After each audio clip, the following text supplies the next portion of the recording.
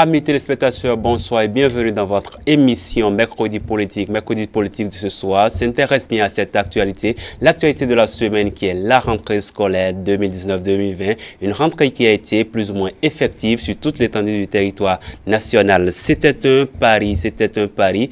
Est-ce que cela sera gagné d'avance? Personne ne le savait, mais pour ce qu'on a constaté, pour ce que le monde entier a constaté, c'est que ce lundi 16 septembre 2019, la rentrée a eu lieu au Bénin. On va discuter de ce sujet avec mes invités qui sont déjà confortablement installés sur ce plateau. Mais avant de vous les présenter, on ira voir un peu ce qui s'est passé sur le terrain. On va voir ce que nous ont rapporté nos reporters qui ont fait le tour de quelques établissements à Cotonou, à Parakou et ailleurs. On va rapidement à la régie pour suivre un reportage sur ce qui s'est passé par rapport à cette rentrée à Parakou. Le jour tant attendu est venu. Parents d'élèves et apprenants ont pris d'assaut les écoles primaires et secondaires de la ville de Parakou. Au CEG Zongo et à l'école primaire publique SNTN, les inscriptions des nouveaux élèves vont bon train. La cour elle est pleine, elle grouille de monde. Quand on a lancé la pré-rentrée, on n'avait pas vu les enfants. Mais très tôt ce matin, vraiment les enfants sont venus très nombreux. Tout le personnel est présent. Depuis 7 heures, c'est une foule que nous avons constaté ici, et parents d'élèves et élèves étaient déjà prêts, étaient déjà sur les lieux au CEG Zongo ce matin, qui pour l'inscription et qui dans les salles de classe pour les anciens qui ont déjà connu leur salle avant la rentrée. Certains enseignants du CEG Zongo ont démarré les cours avec les élèves qui ont répondu présents ce lundi matin. Nous avons reçu une délégation préfectorale accompagnée du directeur départemental des enseignements secondaires et du maire de la commune de Parakou. Et déjà nous sommes entrés dans quelques salles et nous avons constaté que des professeurs étaient déjà à l'œuvre ce matin. Il y en a qui dispensaient les cours. Il y avait des élèves qui étaient déjà dans ces salles. Nous avons échangé autour des principes qu'il faut pour une bonne ambiance dans la conduite des cours. Et à l'instant, nous étions en train de donner le programme. Le programme est de façon un peu détaillée. Je leur explique ce qui doit se passer tout au long de l'année scolaire. Si nous sommes encore là, c'est parce que la semaine dernière, les parents n'étaient pas venus nombreux pour inscrire les enfants. Ce qui a fait que ce matin, nous nous trouvons face aux parents et nous ne pouvons pas les abandonner pour entrer dans les classes. Que ce soit à l'EPP SNTN ou au CEG Zongo, les enseignants se disent prêts et n'attendent que les apprenants pour se mettre résolument au travail. La rentrée a déjà commencé et puis comme l'État a déjà su jouer sa partition, les primes, je crois que nous sommes heureux d'être là ce matin pour reprendre le travail comme cela se doit. Il faut leur dire que les cours ont effectivement démarré ce matin.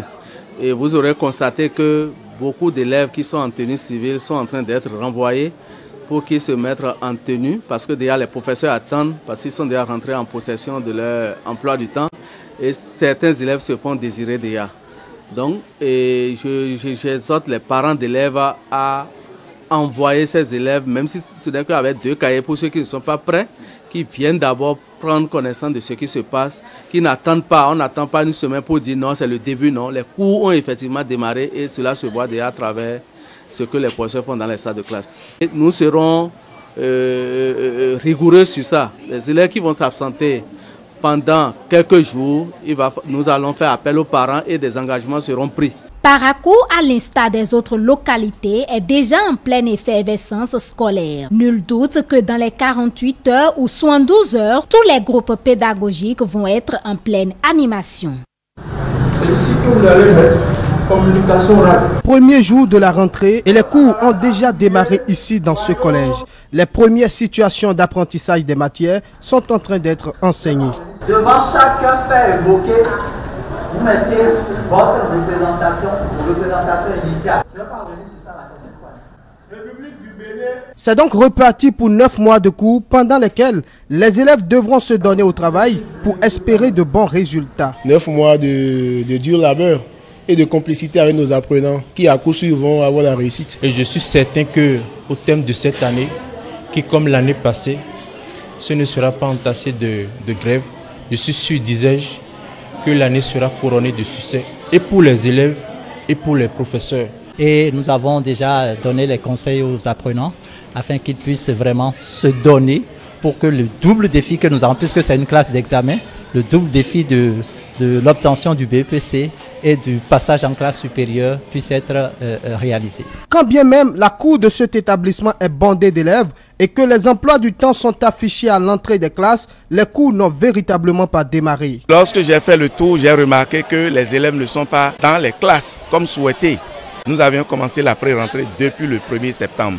Donc aujourd'hui, on doit commencer par prendre les cours.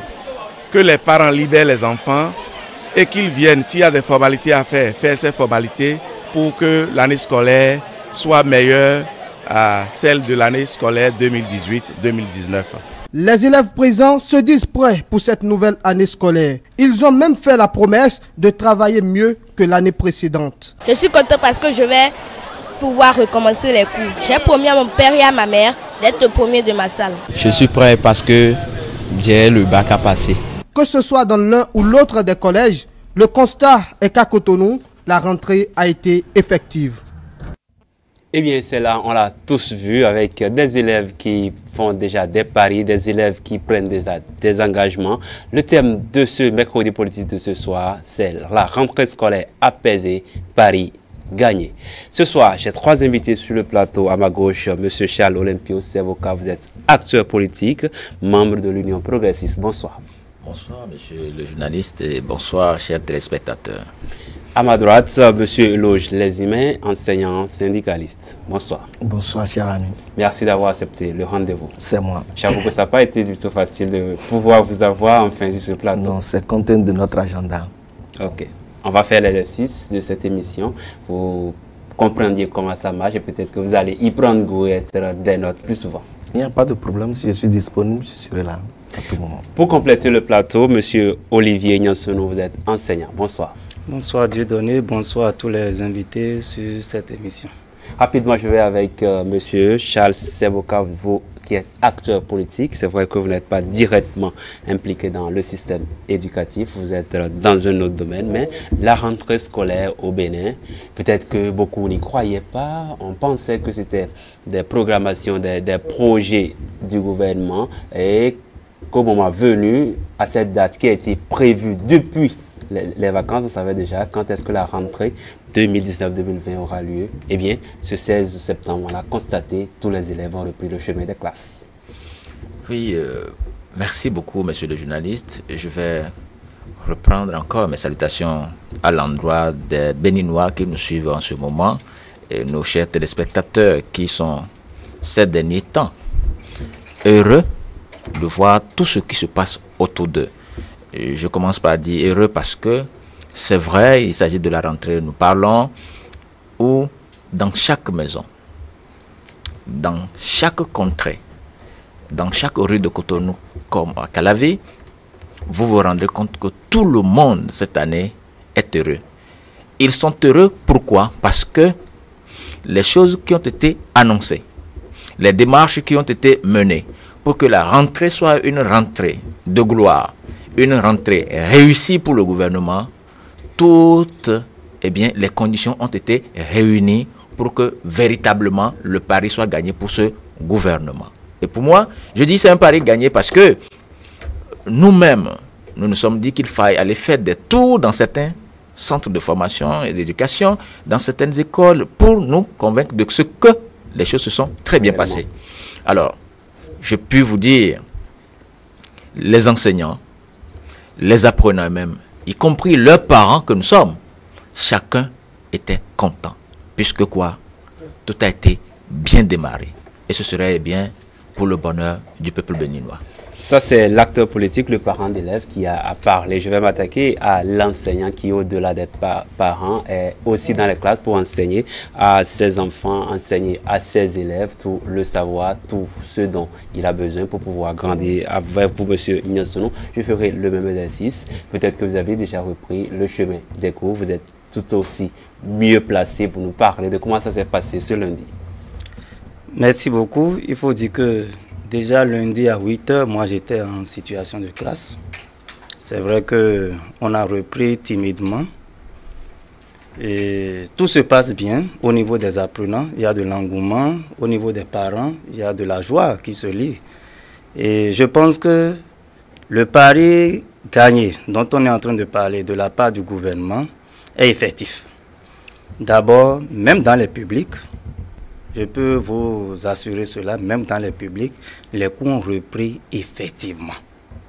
Parce que par le passé, nous sommes habitués à voir les écoles privées démarrer les cours le lundi de la rentrée et mais cette fois-ci, le public prend le pas plus tard. Très bien. Cette fois-ci, les choses ont changé. Je voudrais vous raconter une petite histoire. Pour nous qui avions fait tout le temps le système public, il faut dire qu'avant, la rentrée dans les établissements publics démarrait en novembre. Moi, j'ai été victime de ça. Le professeur vient, il vous communique l'emploi du temps, et à cœur joie, il vous annonce que lui démarre en novembre. Aujourd'hui, les choses ont changé. Et on peut constater avec joie, fierté, que déjà dès le premier jour de la rentrée, parents, disons tous les acteurs du système éducatif, ça fait pour le bon démarrage des activités pédagogiques. Et ceci, je ne suis pas acteur politique, mais je pense quand même que cela est à l'actif du gouvernement et de tous les enseignants. Okay. Voilà. C'est bien à dessein que j'ai préféré faire le tour de table comme ça, de passer de l'acteur politique à l'enseignant, puis de venir à l'enseignant syndicaliste, parce que pour vous, syndicalistes, vous voyez les choses d'un tout autre œil. Je ne dirais pas que vous compreniez mieux, parce que vous êtes au contact des politiques et des décideurs. Pour vous, cette rentrée est-elle réussie? Bon, monsieur Dieudonné, je m'en voudrais de ne pas saluer mes camarades enseignants et leur souhaiter une bonne année scolaire. Alors, ceci étant dit, effectivement, le lundi 16 septembre, vous avez constaté, nous aussi nous avons constaté dans vos reportages que les écoles ont ouvert leurs portes. Vous avez demandé si le pari est gagné. En termes de rentrée, il faut dire qu'il y a beaucoup d'acteurs en jeu. Il y a le gouvernement, il y a les enseignants et les parents d'élèves avec les élèves. Bon, il faut relativiser parce que, conformément à la décision du gouvernement, on a constaté que, effectivement, les écoles ont ouvert leurs portes le 16. J'ai vu et j'ai constaté dans vos reportages que certains camarades, que je félicite, ont même démarré le cours. Mais, ceci étant, on pourrait dire que le gouvernement peut dire qu'il a gagné le pari. Mais contrairement à mes camarades et politiciens et le collègue, oui, je m'en vais vous dire que tout ce que mon camarade disait, le Bénin ne se limite pas à Cotonou et à Calavi. Quand il me disait que les parents sont heureux, tout le monde est content, mais ce n'est pas vrai. Ce n'est pas vrai parce que vous-même, vous connaissez les temps qui courent maintenant. Moi, j'ai vu des parents d'élèves qui n'ont pas pu, et vous avez constaté, même les autorités administratives pédagogiques disaient que même on pouvait envoyer les enfants avec 2 cahiers. D'abord pour que ça commence. Les parents souffrent. Et cela, ce n'est pas peut-être le problème n'est pas créé par le gouvernement, mais il faut constater qu'effectivement, on ne pourrait dire une rentrée apaisée pour ces parents qui n'ont pas pu payer les premières tranches, pour ceux qui sont dans les privés et qui n'ont pas pu trouver même de quoi inscrire leurs enfants à l'école. On ne pourrait dire que pour eux, la rentrée est apaisée. Il y a certains de nos camarades, directeurs, surveillants, censeurs, c'est-à-dire, en gros, les responsables administratifs et pédagogiques qui sont déchargés pour insuffisance de travail, dit-on. Ceux-là qui doivent encore être au contact qui doivent changer d'activité, on ne pourrait dire que pour eux, la rentrée est apaisée. Donc j'invite mes collègues et le politicien à relativiser des choses pour dire réellement pour chaque acteur ce qu'il en est. Ok. On va dire pour chaque acteur ce qu'il en est. C'est vrai, avant cette rentrée, le gouvernement avait promis, en tout cas cette rentrée pour le 16, des mesures, des activités ont été enclenchées pour que cela puisse tenir réellement. On se souvient bien de cette conclave, du dialogue social entre gouvernement et syndicat qui a repris à quelques jours de cette rentrée pour que les divers acteurs puissent accorder leur violon pour qu'effectivement l'école béninoise puisse rouvrir ses portes. Monsieur le journaliste, vous allez me permettre de commencer par revenir sur une préoccupation que mon vis-à-vis, le responsable syndicaliste, a semblé mentionner, et en voulant faire croire que tant que tous les problèmes n'ont pas été réglés avant le démarrage effectif des classes, que rien n'a été fait. Alors, je m'en vais lui dire que tant que de grands pas seront posés, de grandes démarches seront menées pour des résultats précis, et ce, pour le développement effectif de notre nation, on ne peut que s'en réjouir. Alors, c'est vrai, comme vous venez de le demander, le gouvernement, de concert avec tous les acteurs du système éducatif, ont fait des projections sur la rentrée de cette année. Et on a décidé d'en faire une référence, quitte aux enseignants, aux responsables à divers niveaux de ce système, et à tout le monde de s'accorder à cette dynamique pour que véritablement les choses se passent bien. Et pour ce que nous savons, les choses ont été bien passées. Bien passées parce que vous vous rendrez compte qu'à la veille même de la rentrée, nous avons suivi un peu certains responsables syndicaux. Je vais nommer M. Chadaré, Anselme Amoussou et tout le reste. Leur réaction, leur état d'âme et d'esprit, leur, eh bien, ils étaient contents de ce que le gouvernement avait fait. Parce que quoi? On a décidé pour cette fois-ci d'envoyer à l'apprenant béninois des enseignants de qualité en les formant et d'envoyer dans des centres ceux qui ont le mérite de dispenser des cours à nos enfants et ceux qui, par hasard, ont commis des impairs et qui ne vont pas continuer à faire booster, à faire avancer l'idéal du gouvernement que nous saluons beaucoup, ont été, eh bien, mis sur le carreau. Quand je dis mis sur le carreau, quand vous commettez des erreurs graves, on sera tenu de vous sanctionner. Et donc, en définitive, il faut dire, comme l'a, eh bien, retracé vos éléments, la rentrée de cette année a été vraiment une rentrée apaisée. C'est vrai que nous-mêmes, nous ne sommes pas rendus dans le Nord profond, dans le Koufo, dans l'Ouémé pour savoir comment est-ce que les choses se sont déroulées là-bas. Mais il faut vous rappeler que du moment où on a décidé de faire l'expérience, de faire le tour dans ces départements dont nous venons de faire mention, et que nous nous sommes informés de comment les choses se sont passées ailleurs, on ne pouvait que s'en réjouir. C'est un peu ce que je tenais à dire à monsieur l'enseignant syndicaliste. Et, monsieur Lesimé, on se rappelle bien qu'il y a un mois, on dira pratiquement un mois, lors de la première rencontre entre gouvernement et syndicats, les décisions qui étaient issues n'étaient pas forcément de très bonnes décisions. Mais 2 semaines après, tous ces syndicats se sont encore revus avec le gouvernement. Mais cette fois-ci, il y avait plus ou moins eu des avancées. On a écouté tout à l'heure, M. Seboka le dit, des secrétaires de syndicats qui sont sortis plus ou moins satisfaits parce que entre la première rencontre et cette dernière, les choses auraient avancé. Et ce qui a rassuré l'opinion publique, c'est des syndicalistes qui aujourd'hui viennent rassurer l'opinion publique que la rentrée pourra démarrer. Tout n'est pas encore fait, mais pour un début, on peut s'accorder sur ce point et permettre aux enfants de venir à l'école.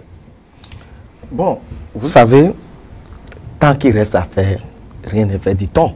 Je ne rejette pas littéralement tout ce que le gouvernement fait pour que l'école retrouve ses lettres de noblesse. Mais généraliser et faire croire à l'opinion publique ou bien intérieure que tout va bien, tout a été bien démarré, c'est ça que je clarifiais pour dire, si on veut rester dans ce contexte, il faut prendre chaque acteur et de regarder ce qui s'est passé et lui tirer la conclusion. Oui, mais en fait, à votre niveau, vous-même, vous le dites si bien qu'au niveau du parent d'élève, par exemple, les difficultés que le parent d'élève rencontre, ce n'est pas forcément le gouvernement qui l'a créé. Et de tout temps, une rentrée n'a jamais été bonne pour tous les parents. Chacun se débrouille pour organiser sa rentrée. De toute façon, si ce parent-là me suit et moi, je lui dis que c'est bien, la rentrée à apaiser, ce n'est pas évident qu'il soit content. Il faut le lui reconnaître que quand même, il y a quelque chose à son niveau qui n'a pas marché et il saura qu'il y a quand même des gens dans la République qui pensent à lui. Voilà.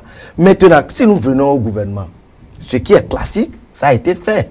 Vous l'avez dit tantôt. Les différents conseils sectoriel au niveau du dialogue social, ça s'est bien passé. C'est-à-dire tout ce qui est classique, administratif, tout ce qu'il faut faire pour que la rentrée commence. Et vous-même, vous avez constaté que, je ne sais pas, ils sont témoins de ça. Aucun acteur au niveau des partenaires sociaux, personne n'a appelé au boycott pour la rentrée. Ça veut dire quoi? C'est parce que nous-mêmes, nous sommes conscients que par le passé, il y a beaucoup de choses qui perturbaient le démarrage de la rentrée. Et on s'est entendu qu'il faut faire en sorte que nous ayons des rentrées apaisées pour pouvoir commencer. Et cela ne veut pas dire qu'il n'y ait pas de problème. C'est ce que je clarifiais tantôt. Tout ce qui est classique, du point de vue, les affectations, cette année c'est vrai, les mutations, ce n'est pas une année de mutation nationale, mais au niveau de chaque département, on a organisé des mutations, la pré-rentrée ça s'est bien passé, on a fait, comme je le disais tantôt, le conseil de dialogue social, tout ce qui est classé a été fait. Donc, normalement, on ne devrait même pas s'inquiéter par rapport à la rentrée. Maintenant, nous, en tant qu'enseignants, et en tant que syndicalistes, nous apprécions la rentrée si nous n'avons pas des revendications, c'est-à-dire si nos camarades ne se plaignent pas beaucoup. C'est par rapport à ça que nous attirons l'attention de l'autorité. Pour dire, mais ici il y a problème, il faut régler, ici il y a problème. Pour que la couleur que nous sommes en train d'observer par rapport à la rentrée, pour que cette couleur ne soit pas perturbée à l'intérieur de la rentrée. Sinon, si on reste là, tout le monde, on se dit qu'on est content la rentrée, ça a bien commencé, ça pourrait perturber l'année scolaire. Et je m'en vais vous dire que contrairement à ce que les camarades pensent, que c'est seulement les grèves qui perturbent une année scolaire, c'est faux. C'est faux. Ce qui se passe à l'intérieur d'un établissement, sans même les grèves, si l'enseignant n'est pas apaisé, même si on a tout mis en œuvre pour qu'il commence la rentrée, s'il n'est pas apaisé, ce n'est pas évident que ça soit en faveur des apprenants à l'intérieur de l'année. C'est sur ces éléments que nous attirons l'attention du gouvernement pour que ce qui reste à faire soit fait, pour que ce qui a été mal fait soit corrigé, pour que l'école retrouve ses lettres de noblesse. En parlant du classique de tout ce qui est administratif, comme le dit les emails avec vous, Olivier Niansounou, le gouvernement a promis de payer les primes dès les premières semaines de cette rentrée. C'est une promesse qui a été faite. Les subventions auraient été déjà versées aux écoles, les subventions pour aider ces établissements à fonctionner. Et tous ces pas, tous ces gestes sont posés forcément pour le bonheur des apprenants, mais en même temps pour le bonheur des enseignants que vous êtes, et que ce soit les prestataires de services, pour ne pas parler des vacataires, que des titulaires et des agents ACE. On va en revenir vers la fin de l'émission. Aujourd'hui, tout est mis en œuvre pour que 2019-2020, en termes d'école, soit apaisé, en termes d'école, puisse donner un résultat meilleur que 2018-2019. Merci beaucoup. Il faudrait commencer par clarifier également certaines choses. Tout à l'heure, on parlait des parents. Permettez-moi de revenir sur cet aspect parce que ça m'a un peu choqué. La rentrée prochaine, puisqu'on considère que cette rentrée est déjà du passé. Elle a déjà démarré, elle va s'achever. Mais la date de la rentrée prochaine est fixée. On reviendra ici encore pour dire que des parents n'ont pas pu payer la première tranche et autres. Non, c'est le 1er janvier 2020 vient. Tout le monde ne mangera pas du riz le même jour. Tout le monde ne mangera pas avec de gros morceaux de viande. Pourtant, la date est connue. C'est pour dire quoi? Je ne voudrais pas accuser les parents ou les acteurs du système éducatif qui peut-être en temps ont géré avec légèreté ou bien improvisation. Les parents qui n'ont pas pu payer la scolarité, c'est dire quelque part qu'ils ont leur part de responsabilité.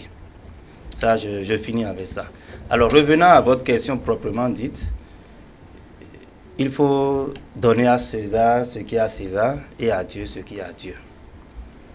Nous sommes tous dans ce pays et nous voyons comment les choses évoluent depuis, disons, plus d'une décennie. En tout cas en ce qui concerne le système éducatif. Et aujourd'hui, je voudrais louer l'élégance avec laquelle ce gouvernement est en train de poursuivre, disons tant mieux, les réformes déjà entamées par le passé. Avant, c'était vers la fin de l'année que les établissements, en tout cas pour le peu de temps que moi j'ai côtoyé ces établissements, j'ai des parents qui sont aussi administratifs, je sais ce qu'ils disent. Ce sont les prestataires qui, dans ces établissements qui en souffrent parce qu'ils viennent livrer des choses à crédit et finalement même pour certains, Dieu seul sait s'ils sont pas payés remboursés à temps ou s'ils ne sont même pas payés. Donc c'est pour dire qu'aujourd'hui, ce n'est pas, je ne me sens pas très bien dans ma peau lorsque je me mets à dire ces choses parce que je ne fais que dire ce qui est, ce qu'on a connu par le passé, nous-mêmes en tant qu'élèves, étudiants et aujourd'hui en tant qu'enseignants. Les choses ont évolué et il faut l'admettre. C'est ce que je peux dire. Les choses ont évolué et il faut l'admettre, monsieur Lézimen, que quand on vous retrouve dans cette peau, avec cette casquette de syndicaliste, c'est toujours compliqué. Je disais à l'entendre, les syndicalistes ont toujours cette vision un peu plus profonde de certains acteurs dans le même système et dû peut-être aux informations qu'ils ont de la part des décideurs, de la part des politiques. Ils sont les plus au contact de ces derniers. La rentrée scolaire 2019-2020, comme on l'a dit, qu'on le veuille, vous l'avez vous-même reconnu, c'est une réalité, c'est une effectivité que vous aviez saluée, mais au-delà, vous semblez tirer la sonnette d'alarme sur certains points d'hommes qui n'ont pas jusque-là été éclaircis. Le gouvernement avait dit que toutes les primes seraient payées avant même le démarrage de la rentrée. Non, pas avant. Dès la première semaine, ou les premières semaines. Ou bien les premières semaines, nous y sommes encore. Mais, ceci étant dit, nous savons au nom de qui nous parlons. C'est au nom de ces camarades enseignants que nous parlons. Parce que c'est avec peut-être ces primes-là que lui, il va se préparer, il va préparer sa rentrée et préparer peut-être aussi partir de la rentrée. Parce que nous savons, les enseignants, nous savons, leurs sous de revenus. Les sous de revenus des enseignants, c'est leur salaire. Ou bien après, les primes, ils font quoi? C'est vrai que le salaire n'est pas encore en retard, mais il n'a pas eu ça. S'il comptait, il a fait son programme sur ces primes-là, pour démarrer la rentrée lui-même, pour au moins acheter quelque chose à ses enfants, et il ne l'a pas. Acceptons que nous disons que lui n'a pas fait une rentrée apaisée. C'est de ceux-là que nous parlons. Nous ne disons pas que le gouvernement n'a rien fait. Par endroit, j'ai appris que même les cantines, démarrer le premier jour de la rentrée, c'est à saluer. C'est à saluer. Nous sommes objectifs, nous faisons la part des choses. Et nous savons de quoi nous parlons. Mais mes camarades disaient qu'il faut sanctionner. Je ne sais pas. Je voulais leur demander s'ils savent réellement pourquoi et comment il faut sanctionner. Si peut-être nous rentrons dans le débat, ils vont reconnaître que là aussi, également, il faut faire la part des choses. Mais en termes de sanctions, ça ne devrait pas être une surprise parce que le gouvernement avait déjà été clair. Pour les directeurs qui ont été mis là cette année, c'était des gens qui ont un cahier de charge, qui avaient un résultat à donner et en termes de non-résultat, ils savaient ce qui les attendait. Ça ne devrait pas être une surprise. Justement, ça ne devrait pas être une surprise si toutes les conditions sont remplies et ils sont les seuls responsables de l'hécatombe qu'on a observé dans leur établissement. Ce que nous devrons savoir, quand nous parlons de la qualité de l'ordre éducatif, ce n'est pas seulement le chef de l'établissement ou bien les enseignants qui sont responsables de ça. Il y a beaucoup de choses. Il y a beaucoup de choses. Il y a les infrastructures. Il y a le personnel. Nous connaissons des établissements qui n'ont pas d'enseignants permanents, qui démarrent l'année avec seulement rien que avec les camarades que nous appelons vacataires. À tout ceci, le gouvernement est en train d'y remédier progressivement. Progressivement. Ça veut dire qu'il faut savoir aussi sanctionner les gens progressivement. Parce que, imaginons un établissement où le chef d'établissement gère difficilement l'environnement. Il n'y a même pas, c'est des classes volantes. Il n'y a pas de laboratoire. Il n'y a pas, c'est des milieux où même il arrive des fois, moi j'ai sillonné des départements où les élèves, surtout au primaire, ces élèves-là, ils viennent quand on ouvre les cantines. Et quand ils finissent de manger, ils vont dans les champs. Pareil aussi dans les collèges. Pareil aussi dans les collèges. Il y a des enfants qui ne viennent pas, ils vont d'abord servir leurs parents à l'école, dans les champs, avant de revenir à l'école. Et le directeur gère tout ça avec des difficultés. Et il faut tenir compte de l'environnement pour voir comment il a pu obtenir ces résultats. Sinon, c'est de les stigmatiser pour dire que c'est eux qui sont les seuls responsables de ça. C'est ce que nous dénonçons. Nous ne disons jamais qu'il ne faut pas sanctionner. Mais il faut savoir sanctionner. Et on ne devrait pas être content parce qu'on a sanctionné. Moi, je connais dans les collines là-bas, des établissements où l'année dernière, ils étaient deuxième. Mais cette année, peut-être comme on n'a pas donné, il faut analyser tout ça. Parce que j'ai l'habitude de dire que les problèmes de l'école béninoise, c'est systémique. Ils ne devraient pas les analyser de façon isolée pour sanctionner. C'est ce que nous disons. Nous ne disons pas qu'il ne faut pas sanctionner les gens. Quand j'écoute mes camarades, ils disent que si quelqu'un ne fait pas ce, on va mon collègue enseignant, je souhaite qu'il devienne directeur d'établissement. Et il va comprendre ce que nous disons là. C'est 87 chefs d'établissement déchargés. On nous saurait dire que tout ce beau monde-là, qui sont incompétents. Être directeur, c'est une fonction, une charge à assumer. Les décharger, ce n'est pas les renvoyer du corps enseignant. C'est juste que cette responsabilité, devant plus l'assurer et on mettra à leur place une autre personne. C'est la raison. On a dit pour insuffisant de travail, de résultats. Ça veut dire que si on reste un peu sur ça seul, on pourrait dire que la cause de l'insuffisance de résultats n'est pas forcément la personne de l'enseignant, du directeur qui est là. Qui a des problèmes là à régler. Est-ce qu'ils savent, mes camarades, qu'il y a des classes dans certains de ces établissements où le directeur est obligé, compte tenu du nombre d'élèves qu'il a en charge et compte tenu de l'infrastructure, il est obligé de gérer 80 élèves, 75 élèves. C'est vrai que le gouvernement ne peut pas tout régler en même temps. Mais quand on est conscient de ça, il ne faut pas livrer les porteurs d'eau pour montrer à l'opinion publique que c'est eux qui sont à la base des problèmes que l'école est en train de connaître. Est-ce que ce sont ces établissements-là qui ont dit de recruter des enseignants qui n'ont pas une qualification professionnelle? Non. Or, la loi sur l'orientation de l'éducation a dit bien que pour mettre pied dans un établissement, il faut être professionnel. Or, nous savons bien, nous savons bien qu'il y a plein de nos établissements où les 75% sont nos camarades qui viennent directement de l'université, qui ne savent pas forcément de quoi il s'agit quand on parle de la pédagogie ou bien quand on parle de la didactique. Et le directeur ne va pas les renvoyer. Si tout ce beau monde-là travaille et on n'a pas le résultat escompté, il faut avoir de la mesure et analyser les choses de près. Et ne pas se réjouir que, comme le gouvernement là, il sanctionne. Non, mais en fait, personne ne se réjouit sur ce plateau du fait qu'on est sanctionné ou déchargé un enseignant. Non, mais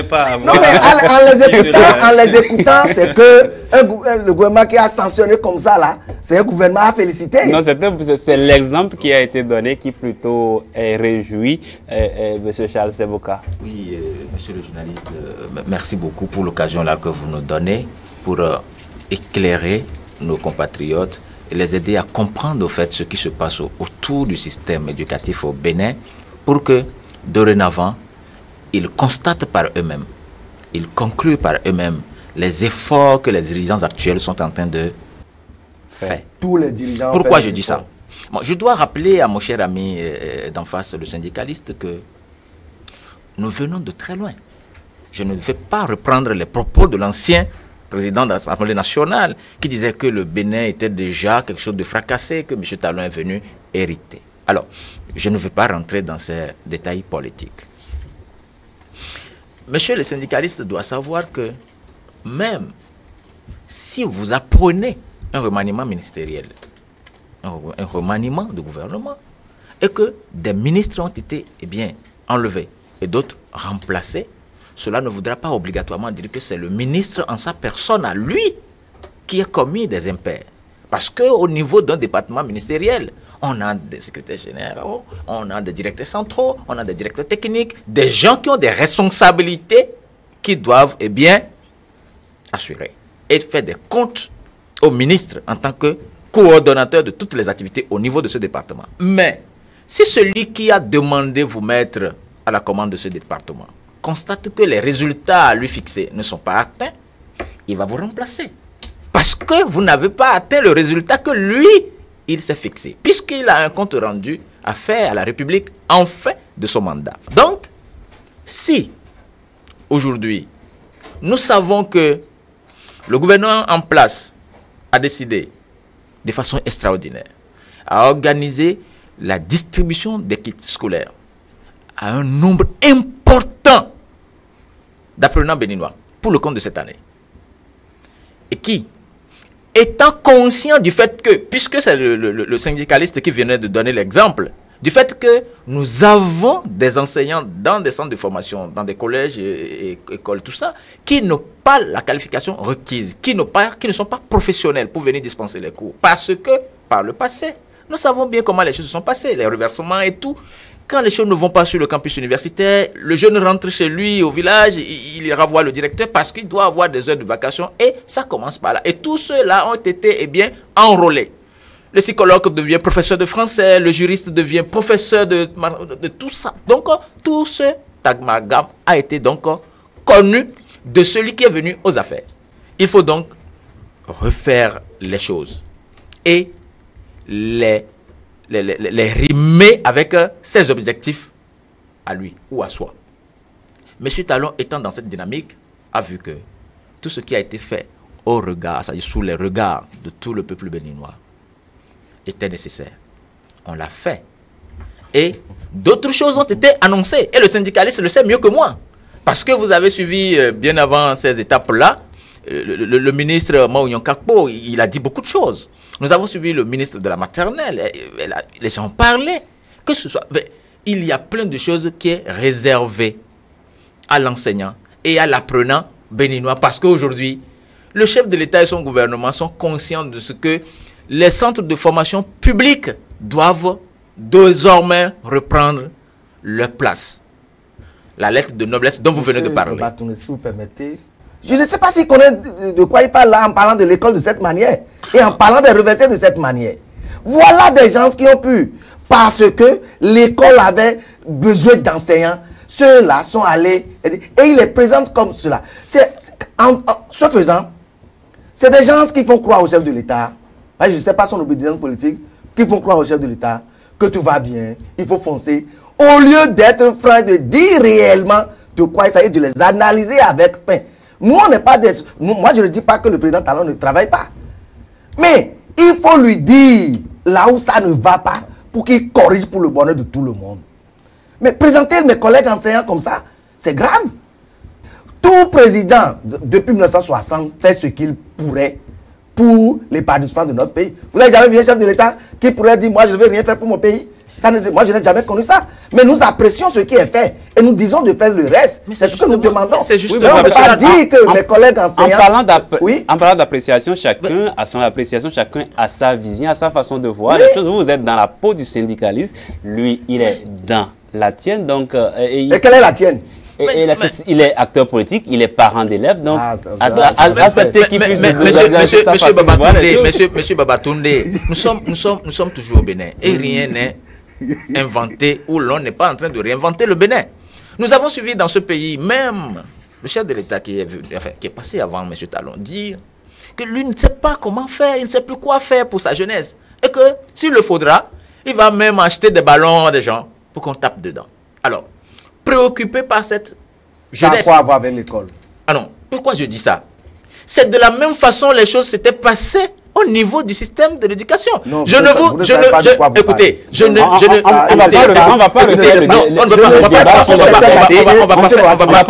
connaît pas sur cette activité. Mais je présume que mon ami ne connaît pas le débat des reversés. On ne va pas le refaire. Je présume qu'il ne connaît pas. Je ne sais pas sur cette activité. On a déjà abordé la question plusieurs fois et on a abordé aussi ces évaluations qui ont été organisées à leur endroit. Ça, c'est l'initiative du gouvernement qui a compris réellement ce qui se passe dans ce secteur. Et on trouve bien la transition pour aborder le sujet avec vous, Monsieur Niasounou. Cette évaluation qui a été organisée au profit des ACE, le gouvernement veut voir plus clair dans la situation parce que vous comprenez bien que sur ce plateau, ça fait un point d'achoppement, il y a des incompris, il y a des incompréhensions, on va dire.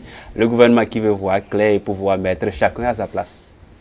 Oui, c'est très bien que le gouvernement puisse chercher à voir clair et remettre chacun à sa place. Je ne pense pas que quelqu'un puisse encore douter aujourd'hui de l'opportunité de cette évaluation ou non. Mais je suis un peu gêné parce que tout ce qui se dit aujourd'hui, après la publication de ces résultats, n'est pas bien. Il y a même dans certaines presses, on a qualifié ces enseignants qui n'ont pas atteint le seuil de réussite de cancre. Je pense que c'est un peu gênant. Et bon, chacun a sa façon de voir les choses. Mais là où cela me gêne encore un peu plus, c'est que depuis la publication de ces résultats, je n'ai pas senti la réaction de nos amis syndicalistes. Je pensais tout à l'heure, lorsque notre collègue parlait, il parlerait de rentrée apaisée en termes de cette évaluation. Pourquoi? On nous a dit qu'il y aura 2 catégories d'enseignants. Les uns, ceux qui ont atteint le seuil de réussite, seront directement reversés dans le corps des fonctionnaires d'État. Et le grand groupe, bon, aujourd'hui ce n'est plus un grand groupe, parce qu'on a eu un seuil de réussite de au moins plus de 50%. Donc sur 18 000, au moins plus de 9 000 sont admis. Le reste, selon la communication des ministres, ils vont subir une formation et au bout de 9 mois, ils seront encore réévalués pour être encore agents contractuels de l'État. Moi, je me suis senti un peu gêné parce que je ne sais pas quel péché ils ont commis pour pouvoir subir cela. Une évaluation diagnostique, a-t-on dit, ne peut pas, et encore qu'on a dit qu'on ne veut pas renvoyer, ne peut pas sanctionner de cette manière. Si les autres ont subi une évaluation pour accéder au corps des fonctionnaires d'État, il faut que même le reste de ceux-là qui n'ont pas pu atteindre le seuil de réussite, à la fin du processus, s'ils réussissaient, qu'on puisse aussi les reverser dans le corps des fonctionnaires d'État. Et moi, c'est ce que j'attendais surtout que notre ami syndicaliste brandisse déjà dès le début. Parce que moi, j'ai des frères, j'ai des amis qui sont dans le lot et pas parce qu'ils sont incompétents. Les circonstances de l'évaluation aussi ne s'y prêtent pas. Vous voyez, dans le lot, il y a des agents administratifs. Je ne suis pas venu défendre, mais je parle ici en tant qu'enseignant et je me mets aussi à la place de ces derniers. Oui, il y a des agents, oui, je dois finir ce point. Oui. Le débat de l'évaluation. Non, ce n'est pas le débat de l'évaluation, c'est par rapport au traitement qui est fait. Dans le lot de ceux-là qui n'ont pas atteint le seuil de réussite, il y a des administratifs, des gens qui ont passé déjà 8 ans dans les bureaux, dans des postes de direction, qui ne sont plus en contact avec la réalité de l'enseignement. Aujourd'hui, on les évalue, ce n'est pas évident qu'ils puissent répondre comme cela se doit. Même vous, monsieur Dieudonné, si après un bon moment, vous ne reprenez pas contact avec votre plateau, vous n'êtes pas en contact avec votre plateau, je suis sûr le jour où vous allez revenir, vous ne pourrez pas vous exprimer avec cette aisance que vous le faites aujourd'hui. Donc c'est une question d'habitude. Et je voudrais alors donner de l'eau, du travail à nos amis syndicalistes pour qu'ils puissent défendre aussi cette cause. Malheureusement, nous sommes pris par le temps. Nous sortons déjà de cette émission. On en aura d'autres occasions. On en aura d'autres, c'est sûrement. Parlant de la façon dont le gouvernement souhaite traiter les résultats, disposer de ces résultats de l'évaluation, on a suivi dans le Conseil des ministres qu'une bonne partie d'agents ACE qui par le passé n'avaient pas été pris en compte devront être pris en compte. C'est dit simplement qu'au-delà de toutes les supputations, au-delà de toutes les idées qu'on a prêtées au gouvernement, aujourd'hui, il reconnaît qu'il ne faille pas renvoyer quelqu'un, il faut déjà sauvegarder l'emploi qui est là et peut-être en créer davantage.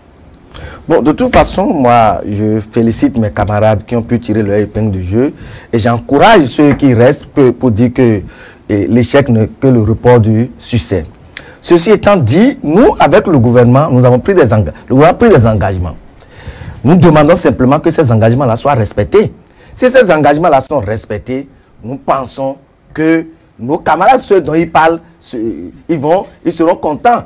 Parce que, effectivement, vous avez vu, vous avez dit qu'on ne va pas refaire le débat de l'évaluation. Mais à l'arrivée, nous avons vu qu'au primaire, ça n'a pas marché comme on le souhaitait. Au secondaire, on a pu atteindre un résultat de 76%. Au secondaire, au primaire, ça tourne autour de 30%.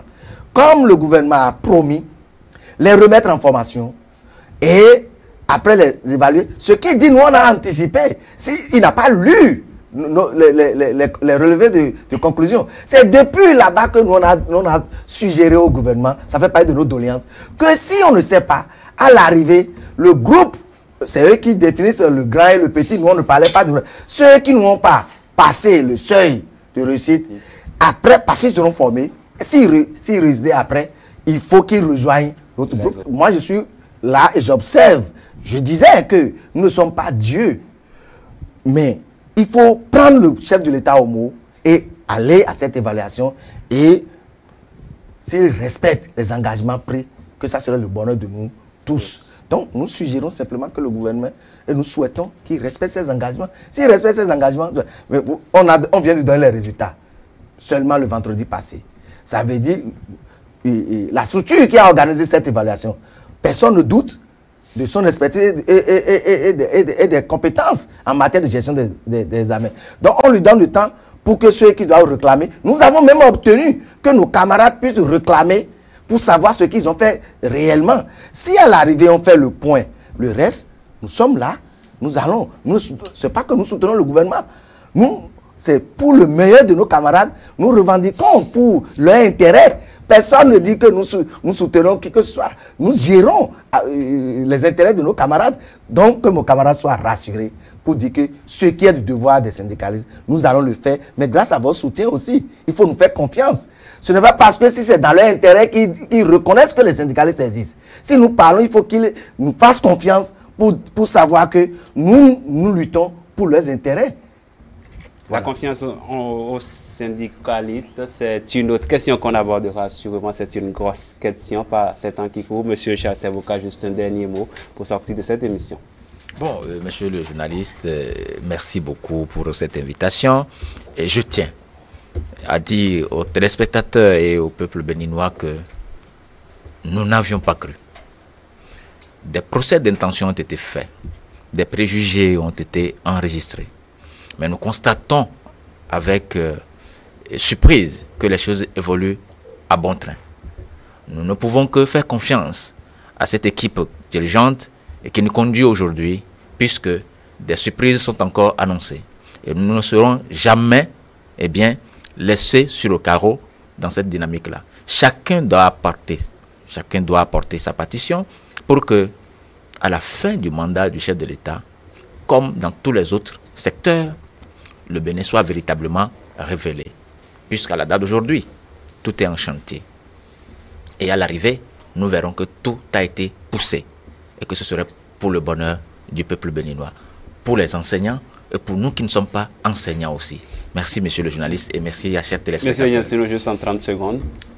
Merci, je voudrais profiter de cette occasion pour remercier toute la direction de ETélé pour ce qu'elle fait pour l'épanouissement de l'école béninoise.